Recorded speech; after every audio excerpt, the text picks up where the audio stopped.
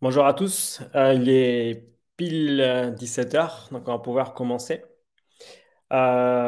Juste avant de démarrer, de faire les présentations officielles, tout ça, je vais demander à ceux qui sont déjà présents de me dire si vous avez un bon son et si l'image est correcte,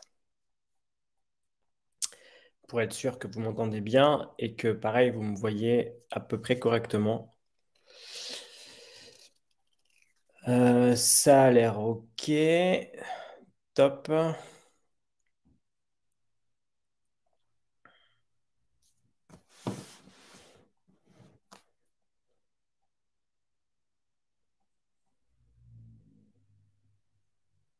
Bon, nickel.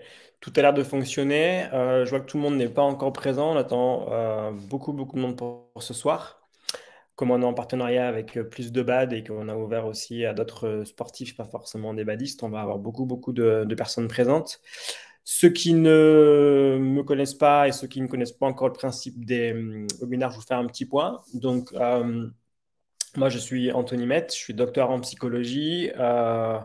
J'ai plusieurs fonctions, mais en ce moment, la plus importante, c'est celle de président de Focus, l'école de préparation mentale. Donc, qu'on a fondé il y a maintenant 6 ans, 7 ans, et on fait de la formation essentiellement en préparation mentale. On met en place des webinaires assez régulièrement où on essaye de proposer, d'ouvrir un petit peu le champ de la préparation mentale à tout le monde. Là, ce soir, ça va être très centré sur l'entraînement et sur le BAD. Mais on va avoir une approche quand même assez globale et assez généraliste de la préparation mentale pour que chacun puisse s'y retrouver. Le principe va être le suivant. Donc, on a 1 heure à passer ensemble. Euh, Même si je parle beaucoup, j'adore vous laisser le maximum de temps pour pouvoir échanger. Donc, en gros, on va partir sur 30 minutes où je vais donc reprendre un peu le thème du jour qui sera consacré aux 5 erreurs à ne pas commettre à l'entraînement. Notamment pour les entraîneurs ou les préparateurs physiques ou ceux qui sont intervenants au sens global dans l'entraînement sportif. À l'issue de ces cinq sujets abordés, je boirai un verre d'eau. Et de là, on passera à vos questions et réponses. Je vous laisserai la parole. Et vous pourrez soit sur le chat, soit sur l'onglet questions, poser des questions directement et je vous répondrai autant que je peux avec le maximum de précision que je pourrais avoir selon vos questions. Donc, soit vous notez vos questions dans le déroulé du webinaire au fur et à mesure, soit vous les notez à la fin dans la partie plus questions-réponses et j'essaie de catcher ce que je peux prendre et de répondre au fur et à mesure. N'hésitez pas à des fois être très précis ou très large, peu importe, je m'adapterai à vos besoins et on fera en sorte de vous répondre au mieux. Que vous dire de plus? C'est principalement ça. Juste pour faire un petit teasing, sachez 2 choses que je vous redirai après, mais que beaucoup des éléments qu'on verra dans ce webinaire ensemble sont issus ou sont, du moins, seront publiés dans un bouquin officiellement que j'ai coécrit avec mon collaborateur, Monsieur Bertin Jérémy, qui est manager, lui, de rugby. Donc, le bouquin qui sera publié chez Vigo, qui s'appelle Préparation mentale du coach sportif, sortira à la fin d'année.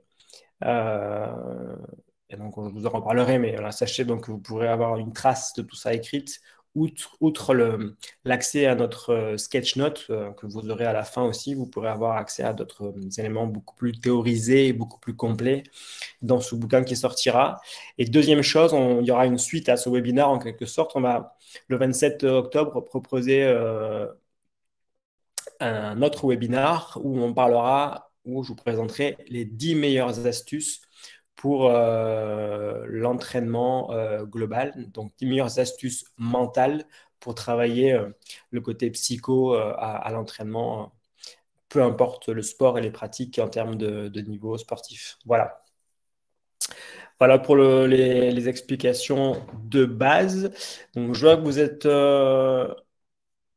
déjà assez nombreux. Je connais pas grand monde sur le chat. C'est cool. Du coup, on va faire un peu connaissance. Toi que j'ai déjà croisé au Krebs ou dans d'autres circuits. Mais donc, on va pouvoir commencer tranquillement. Il y a Marc qui est présent avec moi aussi sur le webinar qui sera plutôt en bac qui va vous mettre en lien sur le chat des éléments en lien justement avec là, le webinaire de la prochaine fois, plus des éléments que je pourrais être amené à mentionner, à faire référence dans le speech du jour. Voilà, donc on est deux, vous voyez comme moi, mais on est deux à faire le webinaire. Si ça vous va, je propose qu'on démarre tout de suite avec la première astuce mentale pour vraiment, enfin, la première erreur en tous les cas à ne pas commettre, qui sera en quelque sorte une astuce, qui est pour moi en fait comment dirais-je, je vous dirais de ne jamais commencer une saison sans l'avoir réellement préparée, anticipée, et sans avoir surtout préparé la gestion de votre groupe. Parce qu'une des erreurs qu'on commet souvent, c'est qu'on part en vacances au mois de mai-juin, on est fatigué, on pense à autre chose, et puis la saison reprend, et puis bam, on reprend. Mais en fait, avant de reprendre officiellement, l'idéal serait de prendre un temps de réflexion en amont, avant que les joueurs et les athlètes reprennent l'entraînement avec vous et que votre staff aussi arrive. Il faudrait prendre un temps de réflexion et réfléchir à la saison, notamment au travail de cohésion, c'est-à-dire même si vous pratiquez un sport individuel ou voire en duo comme le badminton, il est très important que vous ayez une stratégie pour que votre groupe d'entraînement ou votre équipe soit en cohésion. Donc, il faut vraiment réfléchir à la cohésion globale de votre système. Et je dirais même si vous avez un staff élargi, à la cohésion de votre staff technique. C'est-à-dire que vous devez réfléchir à ce que votre équipe de joueurs s'entende bien, même s'ils sont un peu en concurrence pour des questions de poste ou de place en équipe de France, tout ça. Vous devez faire attention à ça et vous devez aussi faire attention à ce que votre staff tourne bien. Donc, vous devez anticiper en quelque sorte la cohésion de votre système pour faire en sorte que chacun ait un rôle bien défini et un statut aussi clairement défini et que vous ayez posé des règles sur le fonctionnement que vous voulez avoir. Ces règles seront après évidemment rediscutées en équipe avec vos joueurs, tout ça, parce que si vous voulez qu'elles soient acceptées et donc respectée, il faut qu'elle soit aussi démocratique, dans le sens il faut que chacun amène un peu son idée et que chacun des participants, staff ou joueurs, donne son idée et se sente intégré ou se sente en tous les cas écouté dans le processus de construction des règles. Mais il faut quand même que vous ayez en amont un travail de réflexion sur ce que vous voulez mettre en place, où vous voulez aller, avec quel type de cohésion et voilà, avoir une recherche d'efficacité tout de suite et de bon fonctionnement dans votre team. Donc surtout quand la saison commence, ne partez pas bille en tête vers les entraînements, prenez un temps de réflexion et construisez en amont la cohésion de votre équipe. Voilà, ça c'est la première règle, enfin la première erreur à ne pas commettre, qui est vraiment de ne pas préparer suffisamment la saison et de se dire que la saison commence simplement le premier jour de l'entraînement. Ce serait, à mon sens, une erreur. La deuxième erreur que je constate souvent sur les terrains, notamment au niveau amateur, qui pour autant peut être facilement résolu, c'est pareil, de commencer la saison sans prêter attention individuellement à chacun de vos joueurs. C'est-à-dire que si vous voulez augmenter la confiance envers vos joueurs que eux auront envers vous, que vous aurez aussi envers eux, si vous voulez augmenter comment dirais-je, le sentiment de réciprocité, d'entente, d'intégration, etc., et de confiance tout simplement entre vous et eux, il faut prendre le temps de s'intéresser à eux. Pas forcément 4 heures, vous n'aurez pas le temps pour ça, notamment si vous avez des groupes très larges ou sur un sport co, mais il faut y consacrer un quart d'heure, des fois 1 heure, en entretien individuel, les voir avant, après les entraînements, parler des fois d'autres choses que du sport, il faut s'intéresser à eux pour qu'il y ait un partage de quelque chose d'affectif, d'humain en quelque sorte, qui soit vraiment efficace et qui va tout de suite mettre comment dirais-je, le ciment de la fondation de votre relation entraîneur-entraîné. Et dans le meilleur des cas, si vous êtes un peu formé à ça et que vous aimez un peu les stats et le côté un peu psycho, je vous recommanderais de faire passer aussi à vos sportifs un test. Alors, chez Focus, ceux qui ont fait la formation expert ou qui nous voient souvent en conférence ou ça, dans les bouquins et tout, savent qu'on prend beaucoup de temps au départ avant de lancer un suivi en préparation mentale pour ce qu'on appelle profiler le joueur, bien le comprendre, de sorte que plus on l'a compris, mieux on l'a profilé et mieux on peut après adapter notre entraînement mental à son profil. Et donc, on augmente le taux de réussite global parce que ce qu'on propose en termes d'outils est en cohérence avec ses besoins et son fonctionnement. Et bien, dans l'entraînement global, c'est un peu la même chose. Si vous voulez faire progresser vos joueurs individuellement et même collectivement, il faut s'intéresser à eux, il faut les comprendre, ne serait-ce que pour créer du lien, mais aussi pour créer après une relation beaucoup plus efficiente dans l'entraînement où ce que vous allez leur proposer sera en cohérence avec leurs besoins. Alors évidemment, si vous avez 25 profils très différents, vous ne ferez pas 25 entraînements adaptés à chaque profil, etc. tout le temps, c'est impossible. Mais vous allez consacrer un petit bout de temps pour ceci, un petit bout de temps pour cela. Vous allez faire attention à ce qu'un tel ait bien compris ça. Vous allez être beaucoup plus fin et beaucoup plus euh, personnalisé dans votre entraînement et c'est ce que les joueurs attendent en partie. Donc prenez le temps au début de la saison de vous intéresser à eux, de les profiler selon votre niveau de compétence vraiment en profilage et en préparation mentale, de sorte que plus vous serez outillé et plus vous allez bien les comprendre et vous allez voir, plus ce sera efficace. Donc, en termes d'outillage, chez nous, on utilise beaucoup. Il y a l'entretien dont je vous ai parlé, il y a aussi de l'observation. On apprend beaucoup des joueurs en les observant. Et un outil que nous, enfin, que moi, j'affectionne véritablement, ce sont les questionnaires parce que en très peu de temps, vous allez recueillir une somme d'informations incroyables sur le profil d'un joueur avec des chiffres.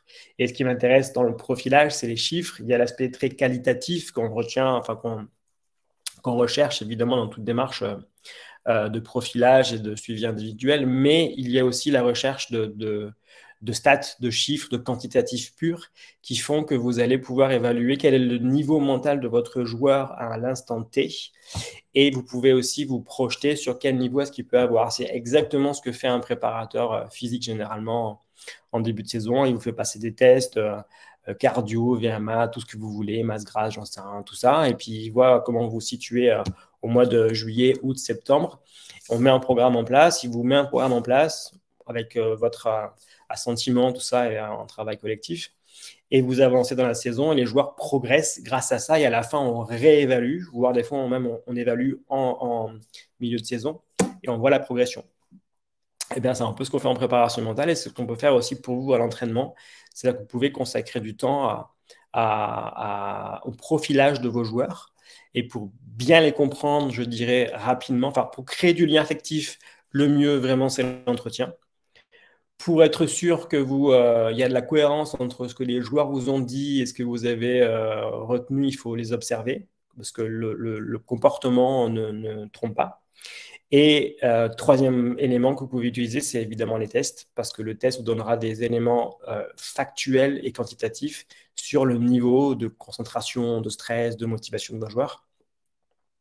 Et vous pourrez avec ça adapter vos entraînements ou ça vous donnera une sorte de ligne de conduite sur vos entraînements à venir. Donc, deuxième erreur à ne pas commettre, c'est d'aller trop vite, c'est de ne pas chercher à comprendre vos joueurs. Il est hyper important que vous fassiez la démarche d'aller vers eux dans le sens de je vais m'intéresser à toi, je vais essayer de comprendre comment tu fonctionnes et quels sont tes besoins. Euh, la troisième erreur que je voulais vous proposer et que là je retrouve partout, aussi bien dans le niveau amateur que pro, ce qui n'est pas cohérent, notamment pour le monde amateur, qui est celle de ne s'intéresser qu'à la victoire.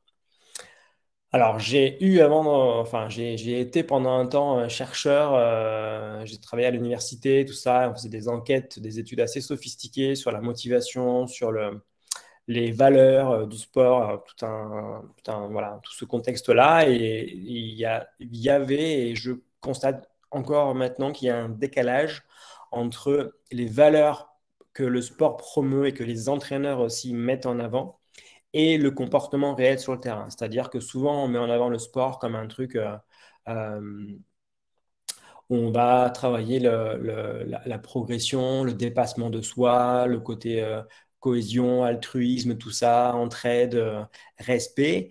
Et en fait, quand on s'intéresse vraiment à ce qui se passe sur le terrain, c'est-à-dire au discours des entraîneurs, des présidents, du staff, évidemment aux réactions aussi des parents, etc. sur le terrain, ce qui fait le plus vibrer et ce qui fait que les gens réagissent le plus et ce qui guide un peu tout le processus, c'est la victoire. C'est la compétition, mais la victoire en particulier. Donc ça, c'est une erreur très importante et très lourde de conséquences parce qu'on sait en psycho du sport que ce qu'on appelle le climat motivationnel, c'est-à-dire l'ambiance que l'entraîneur crée dans l'entraînement, influence énormément la façon d'être, de se comporter et même le plaisir à pratiquer un sport. Donc, pour être plus précis que ça, je vais vous donner un peu des éléments encore un peu plus théoriques, mais le climat motivationnel, on le différencie souvent sur deux types de motivation, plutôt égo, plutôt pardon, sur la tâche, la maîtrise. Donc sur l'ego, ça va être évidemment où l'entraîneur valorise tout ce qui est compétition, résultats, médailles, chrono, tout ça. Et aussi le côté un peu compétition interne. Et tout ce qui est plus sur la motivation qu'on appelle tâche ou maîtrise, ça va être plus sur la recherche de progression, d'amélioration et le processus qui amène vraiment à la progression. Donc, c'est vraiment à la recherche de goût de l'effort, de dépassement, de technicité, de répétition, de routine, de rigueur, tout ça. Et selon ce que vous mettez en place à l'entraînement, selon aussi les réactions que vous avez avec vos joueurs face à la victoire, face à la défaite, face à l'échec ou la réussite, eh bien, ça va les influencer considérablement. Donc, si vous mettez en place des entraînements qui sont trop axés compétition, et si en match, vous avez des réactions extrêmement, comment dirais-je, virulentes serait un peu exagéré, mais que vous, en tout cas, que vous manifestez beaucoup vos émotions de tristesse, de joie face à des moments de victoire ou de défaite, ça va influencer aussi considérablement les joueurs. Donc ça, la plus grosse erreur du sport actuellement, notamment d'un point de vue éducatif chez les jeunes, c'est de mettre beaucoup trop en avant la victoire et la compétition, alors que ça devrait être le sport un moyen d'apprendre sur soi, de développer ses compétences, ses talents, et donc à revenir un peu aux bases éducatives de l'activité physique. Donc faites attention à ce que vous dites, à comment vous le dites et au type de séquence que vous mettez en place, parce que le climat que vous créez influence énormément les joueurs, je dis d'un point de vue vraiment de leur développement personnel, mais aussi de leur durée de pratique, parce on sait très bien que souvent les joueurs qui sont dans un environnement où on parle trop de compétition et de victoire sont plus stressés, ont plus peur de venir à l'entraînement et un match. Et quand ils ont peur, qu'est-ce qui se passe? Ils arrêtent, ils changent de sport. Donc vraiment la durabilité et le plaisir que les joueurs vont avoir à pratiquer tel ou tel sport dépend de la cohésion globale, du plaisir à être avec les copains, tout ça, de s'y retrouver, de se voir progresser et donc de s'accomplir. Et ça va dépendre beaucoup, tout ça, du climat que vous allez créer d'un point de vue motivationnel. Donc, troisième erreur, attention, vraiment. Mais ça, je sais que je vous en parle et que tout le monde sera d'accord, mais sur le terrain, c'est plus compliqué parce que tout le monde est sous la pression des présidents, du résultat, de la montée, relégation, etc. Donc, voilà. Mais il faut s'en détacher au maximum de cette pression du résultat et cette recherche de performance à tout prix qui, chez les gamins, n'a pas vraiment de sens à mon avis. La quatrième erreur que je vous propose de faire, qui sera du coup non pas en opposition, mais qui peut voilà, un peu paradoxal par rapport à la troisième, ce serait de ne pas être trop gentil. Je m'explique. Euh, Très souvent, on rentre dans le train-train à l'entraînement parce qu'il y a la répétition, tout ça, les saisons, les cycles, les machins, qui font qu'on a pris l'habitude de beaucoup répéter les choses. Et du coup, l'entraînement devient un peu répétitif et devient un peu un train-train. Or, si vous voulez que vos joueurs progressent, il faut des fois être un peu plus piquant, être un peu plus stressant. Il faut les mettre un peu en difficulté, pas trop, mais un peu quand même, pour arriver à les faire se dépasser et qu'ils aient le sentiment d'être un peu dans le dur, mais d'avoir réussi à dépasser ce sentiment de difficulté-là. Donc, typiquement, pour nous en préparation mentale, les séquences qu'on adore faire sont souvent axées sur la recherche de dépassement sur des thématiques comme le stress, la concentration, le goût de l'effort. Le goût de l'effort qui est quand même très physique et souvent l'apanage des préparateurs physiques.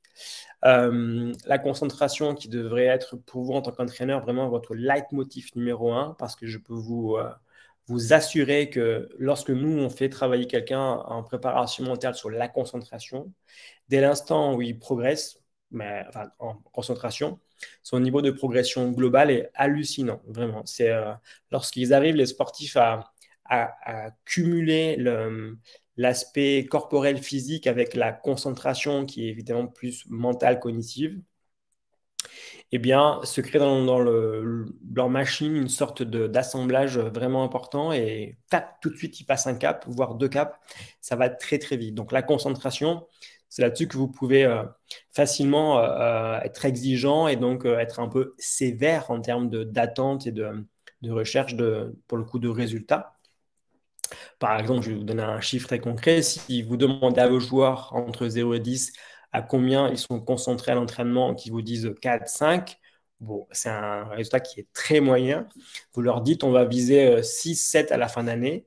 Et si vous arrivez avec différentes astuces, pour le coup, mental, à les faire progresser à 6, 7, mais ils vont avoir une progression dingue, vraiment dingue. Vous aurez plaisir à les voir s'entraîner et à les entraîner de façon générale parce que vous vous sentirez écouté, vous sentirez que les gars captent ce que vous dites et qu'ils avancent. Donc, c'est très valorisant pour vous. Et eux, ils seront fiers des efforts accomplis et ils verront qu'en fait, ils progressent. Donc, ils vont gagner de fait plus de choses, de médailles, tout ça, mais ils vont surtout progresser. C'est là où c'est vraiment intéressant. Donc, être méchant, entre guillemets, à l'entraînement, ça veut dire être exigeant, en fait,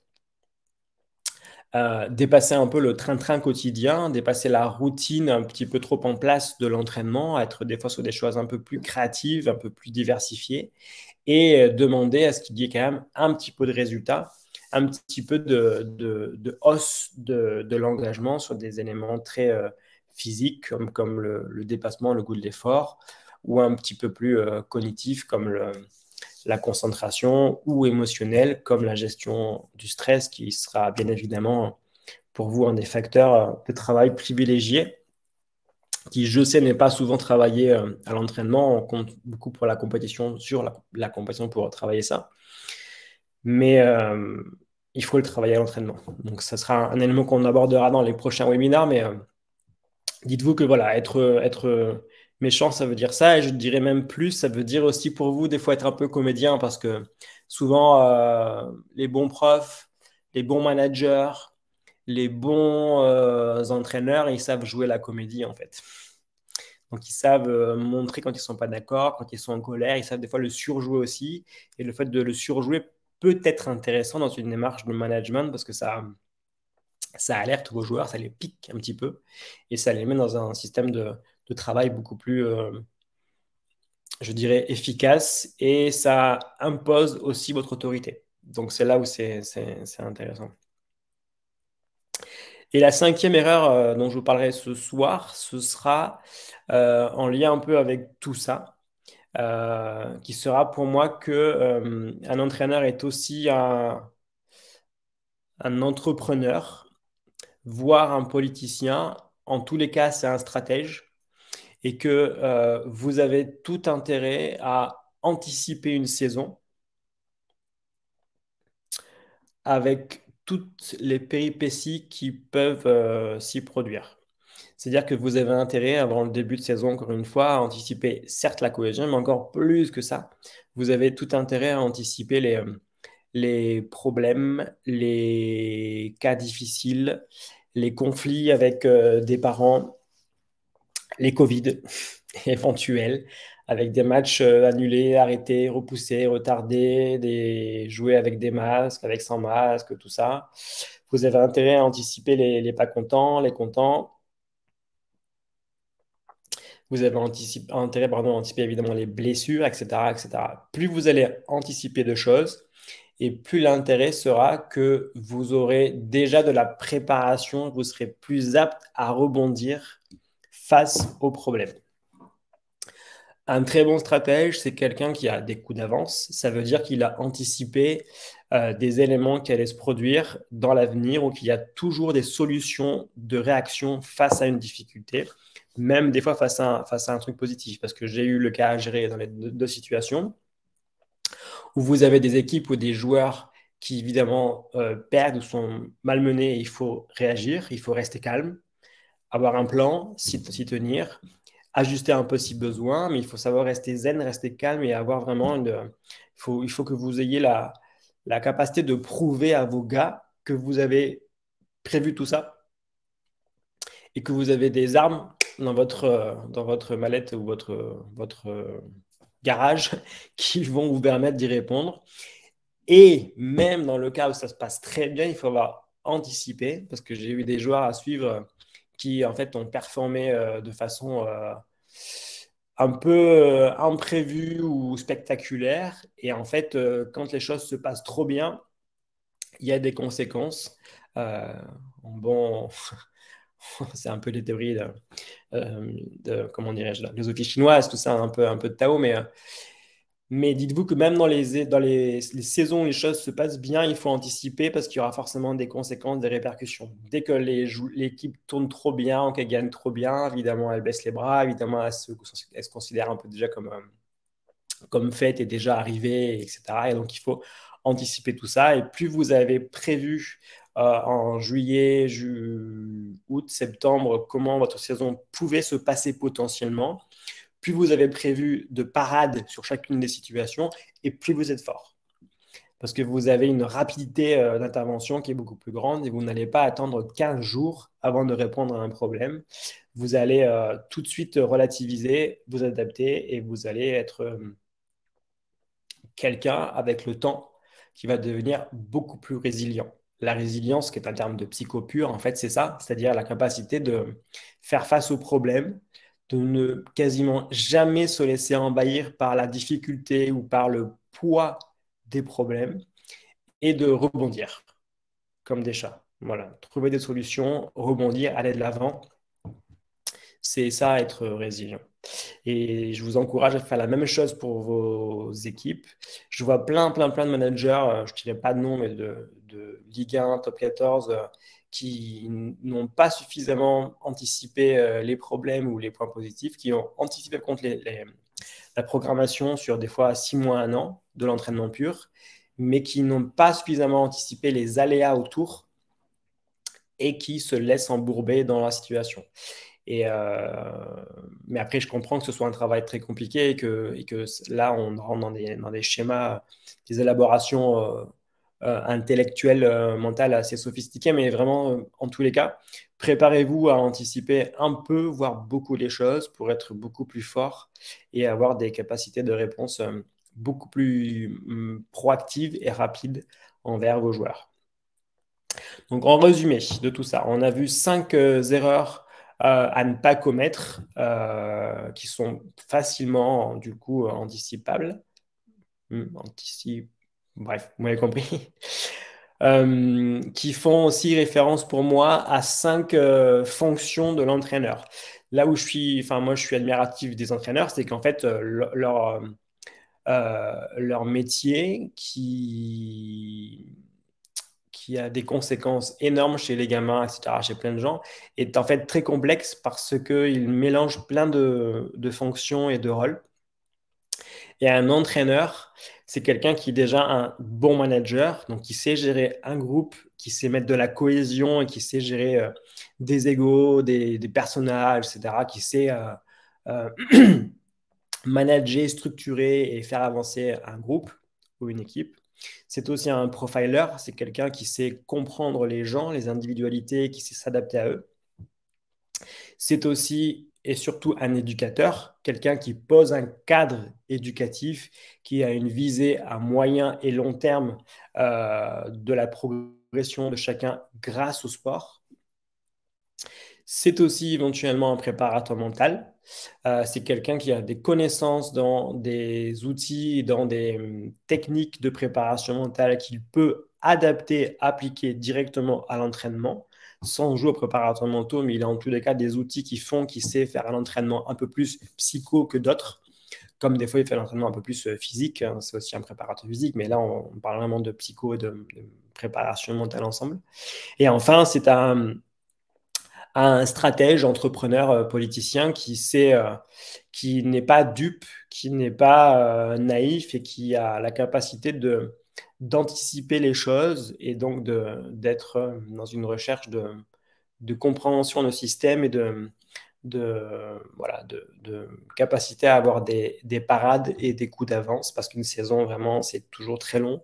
C'est forcément fait de plein d'embûches et il faut être fort pour faire face à tout ça et vous serez plus fort en anticipant les choses. Voilà, donc 5 erreurs à ne pas commettre comme 5 fonctions de l'entraînement supplémentaires, je dirais, à l'entraînement en lui-même, mais qui sont vraiment indispensables. Je vais donc m'arrêter là, boire un coup d'eau comme prévu. Et je vous laisse la parole. Vous n'hésitez pas à interagir, à poser des questions donc, sur le chat ou sur le volet sondage et je vous réponds avec grand plaisir.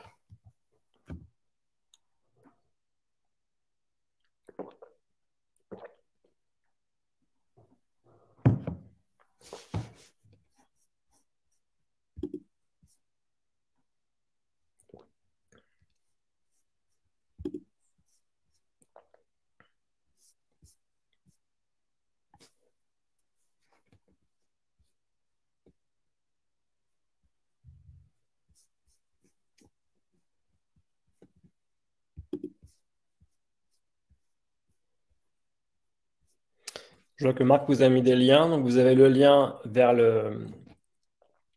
le futur prochain webinaire et vous avez également un lien vers mymental.focus-formation.com qui est le site de focus sur lequel on met en ligne comment dirais-je, des tests questionnaires sur l'aspect psychomental. Et vous avez 3 gros tests en préparation mentale dessus. Un qui est destiné pour vous, pour les entraîneurs. Un qui est destiné plutôt aux sportifs, qu'on appelle le QPPS. Et un troisième qui est plutôt destiné à tout un chacun ou au monde de l'entreprise, qui est axé sur la recherche de bien-être. Donc, 3 outils et également accessibles selon les âges. Donc, vous avez les versions adolescents, versions adultes. Quand vous cliquez dessus, vous devez mettre nom, prénom, mail, tout ça et votre âge. Et selon votre âge, l'outil vous renvoie directement à la version qui vous sera adaptée, adolescente ou adulte. Donc, même pour vos sportifs, ils peuvent le faire, c'est gratuit, hein, vous pouvez y aller, il n'y a aucun frais là-dessus. C'est gratuit et donc vous avez accès à tous ces tests en ligne gratuitement et accessibles selon vos âges aussi respectifs. Et à partir de 14 ans, on peut commencer à répondre à ces tests-là.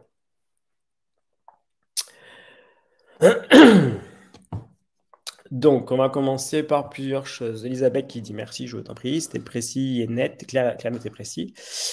Thierry Béquin qui me dit vous avez abordé la gestion de l'équipe. Selon vous, quels sont les principaux éléments? Je vous remercie. Alors, d'un point de vue de cohésion, je pense que tu parles, Thierry. Il y en a plusieurs qu'il faut respecter. Le premier élément pour moi de la cohésion, c'est sûrement d'abord d'avoir un système identitaire très fort. qui va dépendre des normes, des valeurs que vous avez en place dans votre structure, club, fédération, centre d'entraînement, etc., etc. Ensuite, du choix que vous allez faire sur les leaders que vous voulez mettre en place. Capitaine, leader social, leader de ce que vous voulez. C'est à vous de définir ça, mais pour nous, il y en a au moins 4 possibles. Et dernier élément, la mise en place de règles. C'est-à-dire que la vie d'un groupe, peu importe le groupe, à une échelle d'entreprise sportive, ce que vous voulez, il faut qu'il y ait des règles. Donc les règles doivent être posées chaque année en début de saison. Vous devez amener, je dirais, un fil rouge ou une ligne claire sur les règles qui vous intéressent, qui doivent être respectées absolument. Et les joueurs, après, vont s'y intégrer, donner leurs avis, leurs idées et vont faire qu'on va trouver du compromis entre vous, eux. Et c'est ce qui va permettre d'avoir aussi donc, un système de sanctions, parce que quand il y a règle, il y a forcément sanctions. Et grâce à ça, vous allez pouvoir permettre d'avoir plus de cohésion, parce que vous allez avoir une identité d'équipe avec évidemment des logos, des couleurs, etc. Tout un truc classique, je dirais. Un système de valeurs qui est plus ou moins travaillé, plus ou moins en lien avec votre dépendance à un système donc, de fédération, de ligue ou de club. Et un système aussi donc, qui sera le propre, le vôtre, avec des leaders, des capitaines, des sous-capitaines, des sages, ou vous appelez ça comme vous voulez. Donc, vous allez responsabiliser en tous les cas vos joueurs parce que vous considérez qu'ils ont de la valeur, qu'ils ont des idées, des choses à transmettre intéressantes pour vous et pour l'équipe. Et enfin, vous allez mettre en place des règles qui vont permettre d'avoir des comportements qui seront un peu plus normés sur le terrain et dans les sections aussi de regroupement entre vestiaires, déplacements, tout ça, de sorte que ça va créer une entité globale de votre équipe et du fonctionnement en commun. J'espère que j'ai répondu à la question. Apparemment, ça va. Super. Stéphanie Robin me dit comment gérer la pression avant une grosse échéance. Alors là, on est sur autre chose, que j'imagine que tu parles forcément de compétition, tout ça. Il n'y a pas de secret, malheureusement. Je ne peux pas te donner une astuce comme ça magique qui va faire que la pression va passer de 7 sur 10 à 4 en un outil. Mais gérer le stress, la pression, c'est quelque chose qui en fait est très facile pour nous, les préparateurs mentaux, parce qu'on sait exactement comment le stress fonctionne. On sait aussi exactement comment l'anxiété, toutes les émotions de peur, de crainte, tout ça, on va dire, sont répercutées et comment elles travaillent le cerveau, le corps et tout ça. On sait très bien le gérer, mais ça demande du temps. C'est-à-dire que c'est un travail de moyen et de long terme et que pour apprendre à gérer son stress, il faut y consacrer une bonne dizaine de séances en préparation mentale. On peut le travailler aussi à l'entraînement, c'est-à-dire que plus vous allez créer des entraînements qui seront entre guillemets stressants, sans les faire monter à 10 en termes de stress, mais en les mettant dans une jauge équivalente aux compétitions, et bien plus vous allez aider vos sportifs à gérer leur stress en compétition. Mais ça passe par l'entraînement. Donc, il ne faut surtout pas vous dire que le stress ne se joue qu'à la compétition.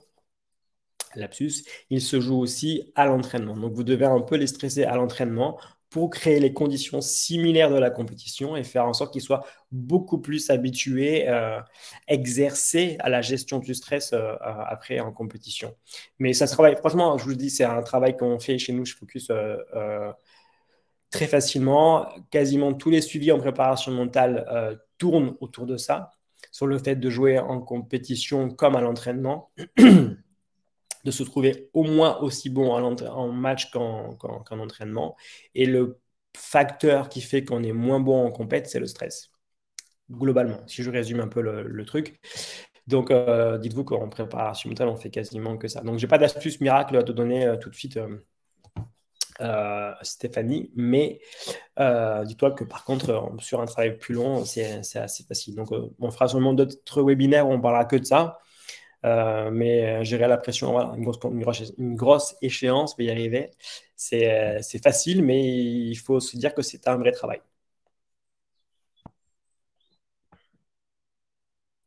Hans me demande un petit récap. Alors, sache, Hans, que tu vas avoir un sketch note qui va reprendre tous les éléments, on va dire, en lien avec ce webinaire-là. Donc, ça sera illustré. Mais pour te redire, en gros, il y a 5 erreurs qu'il ne faut pas commettre à l'entraînement, enfin, dans une saison. La première erreur, c'est de ne pas aller trop vite, c'est de prendre le temps de structurer son équipe avant qu'elle arrive et de structurer aussi un peu son staff, de créer de la cohésion dans l'équipe des dirigeants et dans l'équipe des joueurs pour que ce soit déjà un petit peu travaillé en amont. Donc, il faut prendre le temps. C'est-à-dire que la saison commence non pas le jour de l'entraînement, le premier, mais elle commence 15 jours, un mois avant tout ça, avec vous un travail de préparation à faire. La deuxième erreur à ne pas commettre, c'est de ne pas prendre le temps de s'intéresser aux joueurs, un par un, individuellement. Il faut prendre le temps de les écouter, de les rencontrer, de leur poser des questions sur leur vie perso et sportive, voire de passer des tests pour vraiment avoir une sorte de profilage. La troisième erreur, c'est d'accorder trop d'importance à la compétition et à la victoire, notamment. Il faut être beaucoup plus dans une recherche éducative et mettre en avant la progression et le processus qui vont amener éventuellement à la victoire. Quatrième erreur, c'est d'être trop gentil. Il faut être exigeant. Il faut savoir les mettre en difficulté. Il faut savoir un peu stresser les joueurs, savoir les mettre dans le doute et aussi dans l'échec, parce qu'on apprend beaucoup par l'échec. Et enfin, cinquième erreur, c'est de ne pas anticiper les problèmes d'une saison et même les réussites, parce qu'en fait, chaque réussite, chaque échec a des conséquences. Et plus vous aurez anticipé tout ça, plus vous aurez des coups d'avance et plus vous saurez y répondre facilement. Voilà. Donc en gros, c'est les 5 erreurs qu'il ne faut pas commettre. Et de toute façon, Valentin, tu pourras avoir accès au replay et encore une fois, tu auras le sketch note qui te sera proposé à la fin. Donc, tu pourras avoir un overview global de tout ça. Alors, Valentin Delbecq me dit, je suis éducateur de rugby d'une équipe de moins de 16 ans. À chaque match, il faut entre 5 à 10 minutes pour que tous les joueurs se libèrent et jouent à leur niveau.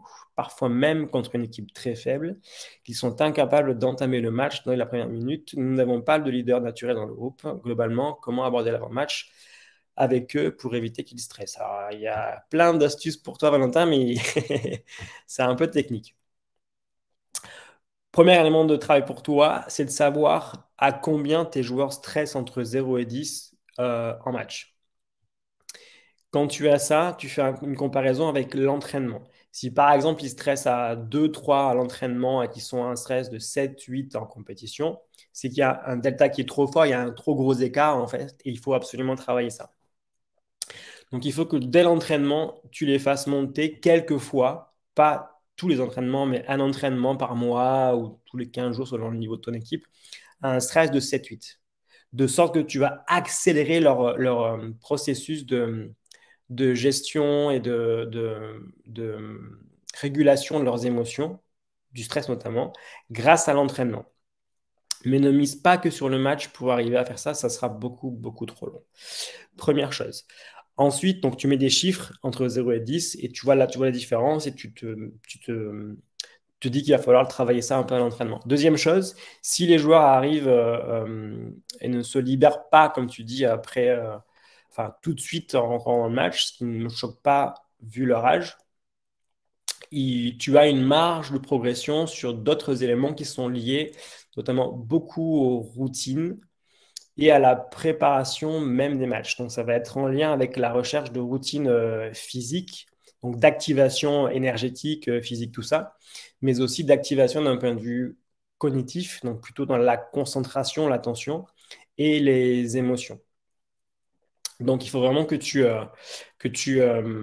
comment dirais-je, que tu jauges leur niveau global et que tu mettes un peu plus de chiffres sur ce qui fait qu'ils ne se libèrent pas. Parce que sinon, c'est un sentiment que tu as, que tu l'observes, c'est sûrement très juste, mais il faut que tu le décortiques, que tu vois un peu ce qui pêche, ce qui fait obstacle à leur libération. Et comme ça, en lisant ton message, je me disais qu'il y a un problème de stress et de routine, d'échauffement global. Voilà.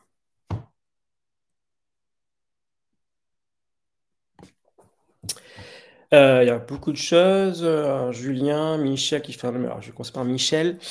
Beaucoup de confusion entre gentil et bienveillant. Le second semble nécessiter une forte exigence de la part de l'entraîneur, car cela fait référence au filtre de l'autre pour bien le connaître et envisager le travail à faire avec ce dernier. Peut-on donc se passer de cette bienveillance pour faire de la haute performance? Watcha. Monsieur Trébosque. Euh,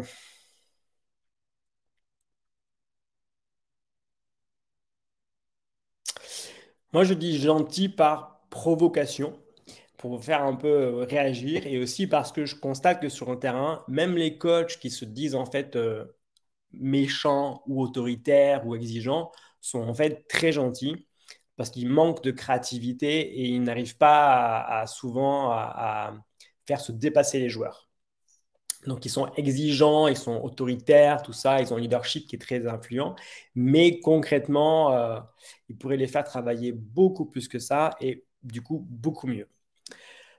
Donc, gentil, je dis ça donc par provocation, mais c'est aussi un peu par rapport à ça. Maintenant, la bienveillance, là, tu fais quand même référence en partie comment dirais-je, à la haute performance. Alors, si on reste sur un cadre purement éducatif, Michel, vraiment avec des jeunes adolescents, y compris dans un cursus de performance de haut niveau, style un CREPS, un centre de formation, tout ça, évidemment, il faut de la bienveillance. Évidemment, il faut être à l'écoute.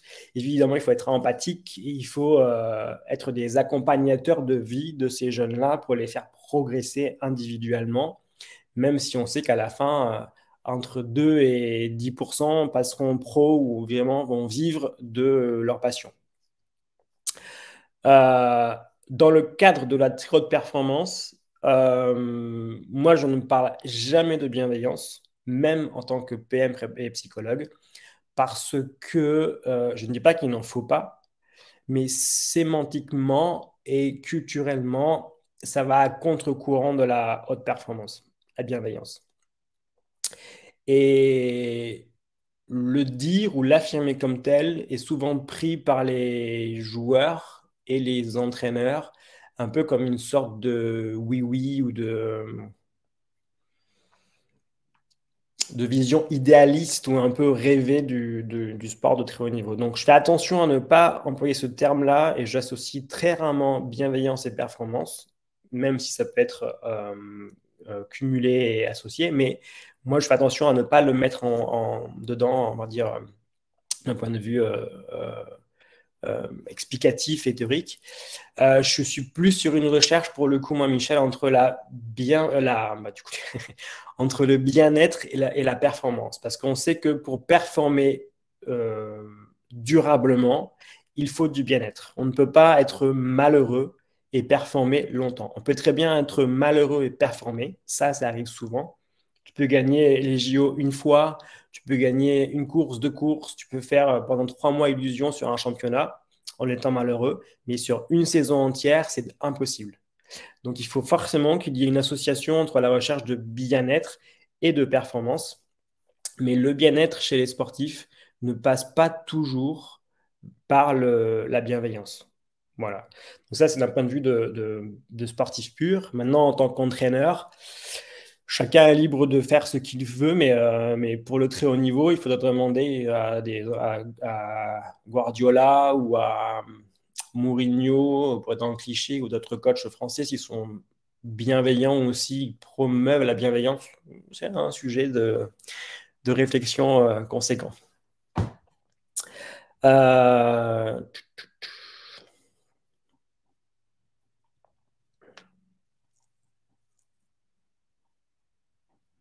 J'avais vu une question. Voilà, Julien Chorik qui me dit, est-ce que vous connaissez un super champion qui ne met pas le plaisir avant la victoire?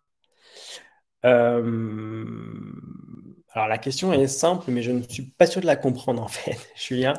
Je ne sais pas trop où tu veux aller avec ça. Euh,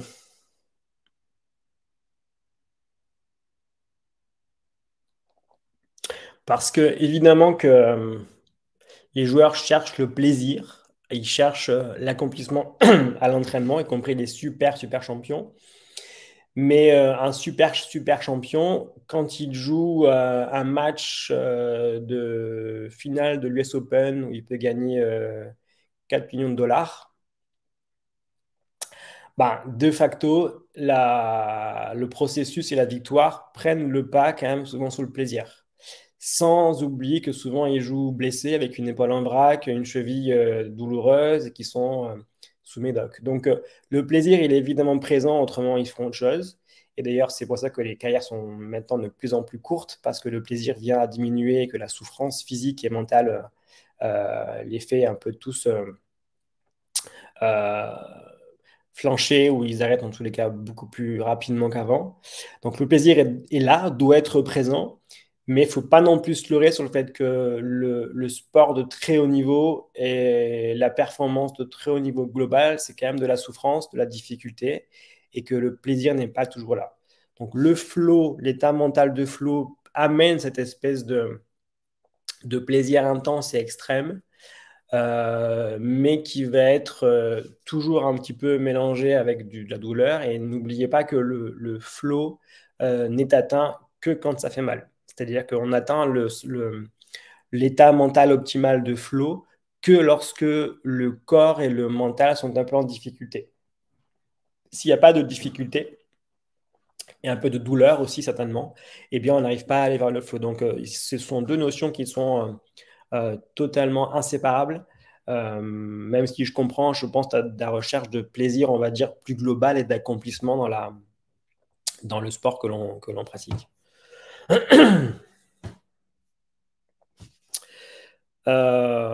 Voilà. Bon, merci pour les remerciements. Ça fait toujours plaisir. J'espère que j'ai été du coup plus clair. Elisabeth fait un lien entre bienveillant égale bienveillé, rien à voir avec du laisser-faire. Je suis d'accord, Elisabeth, mais quand même dans le sport de haut niveau, j'entends, et de recherche de performance intense, ça se discute. Ça se discute, vraiment. Parce que souvent, on fait quand même souvent primer. Vous savez, nous, chez Focus, on fait beaucoup de formations dans le sport, mais aussi beaucoup d'entreprises. Et en entreprise, on est quand même dans ce paradoxe-là, et en ce moment, on est en plein dedans, entre savoir si on doit mettre en avant la recherche de résultats et de performance de l'entreprise en premier lieu, et si dans un deuxième temps, on met en avant la recherche de bien-être des salariés ou des gens avec qui on collabore. Il est possible qu'avant le Covid, on était dans une démarche 1-2, performance et bienveillance. Et maintenant, certains basculent, mettent d'abord en avant, la bienveillance et donc la recherche de bien-être des salariés, des collaborateurs, etc. Et s'ils sont heureux de travailler, on aura du résultat. Mais on est en train peut-être de changer un peu le podium des objectifs pour aller vers des choses un peu plus nuancées dans ce sens-là. Mais en effet, c'est valable pour des entreprises avec qui on collabore, qui ont des ambitions, je dirais, mesurées et moyen-termistes. Quand vous avez des besoins de résultats très court-termistes ou avec des exigences très élevées, le bien-être souvent quand même reste secondaire, malgré le Covid et les changements sociétaux que nous vivons en ce moment.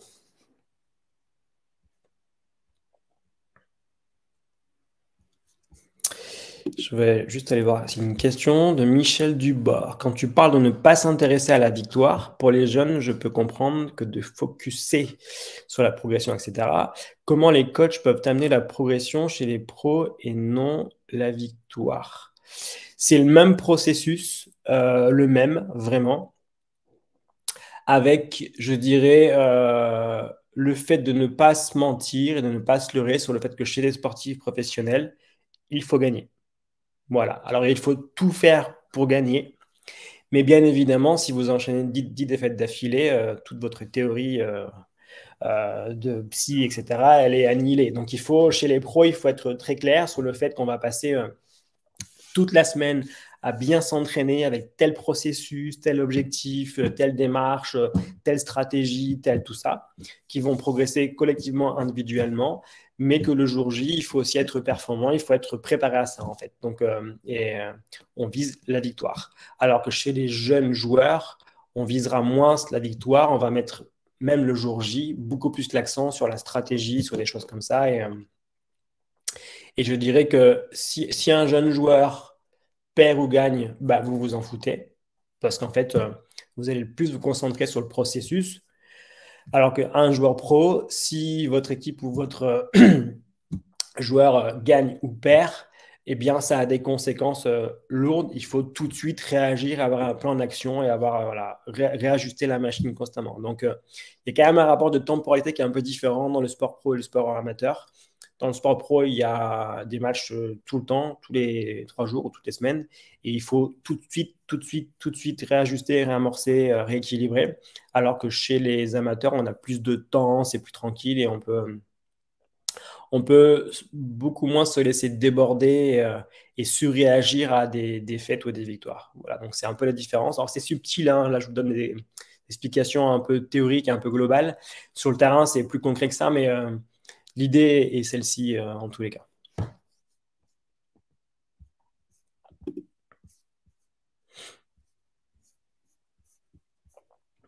Allez, je vous propose de prendre une dernière question et on va pouvoir s'arrêter là pour ce soir. C'est déjà très riche, on a dit beaucoup de choses en très peu de temps.